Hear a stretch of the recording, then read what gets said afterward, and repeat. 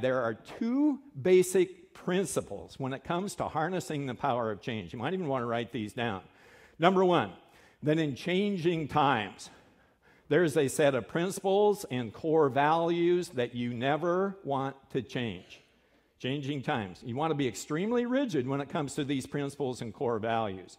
You tell me, just shout them out. What are some basic principles and core values that should never change in your life, in your family, in your business, in your association, no matter what changes out there? Just shout it out.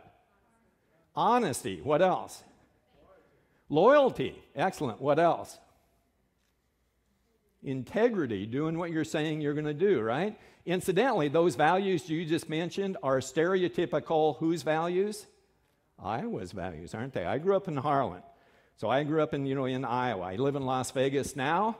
Last month, Forbes magazine, did you see that? They picked out the one best metro area to have a business yes, the Des Moines people back there, or to build your career. And the number one was Des Moines, right? I bet if they would have picked a state, I bet they would have picked Iowa. Why is that? A lot of it just has to do with those core values. 92% graduation rate. I live in Las Vegas. You know what the graduation rate is there? 47%. We get a little spoiled around here, but it's those core values that you got to stick with. You're a leader in any organization. One of the first rules of leadership is decide what's important and then talk about that over and over and over again. And a lot of those things you're going to be talking about are these core values. Zappos, we just had a shoe demonstration up here. Everybody knows Zappos, correct, lady? Zappos makes shoes, or they sell shoes. Now, you can get almost any shoe. $1 billion a year. Rapidly growing company. Amazon bought them about 3 years ago. They have 10 core values that they hammer home with their people.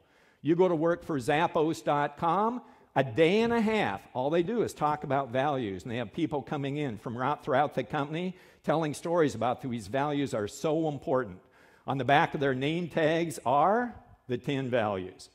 At the end of that day and a half, they will come to you and say, I hope you love your day and a half with us. I hope you like these values. But if you don't, we'll give you $2,000 to leave. They'll pay them $2,000 to leave after a day and a half, right? Do you think that's money well spent? What do you think? Why? Because they get rid of the people who don't match their values. And you get a whole bunch of people together that have values in common. Now you have a culture. Isn't that interesting? But most people try to fit all these disparate personalities into the culture. Hire those kind of people in the first place. Principles, core values. Now, the second sentence you want to think about when it comes to harnessing the power of change is that in changing times, the same set of beliefs and strategies that have gotten you to where you are now will not get you to where you want to go. So you got to be flexible when it comes to your beliefs and your strategies. When I go into corporations, we always talk about beliefs first. Then I'll get a lot of information about their business, their industry, and then we'll help them put together some excellent strategies to harness the power of change.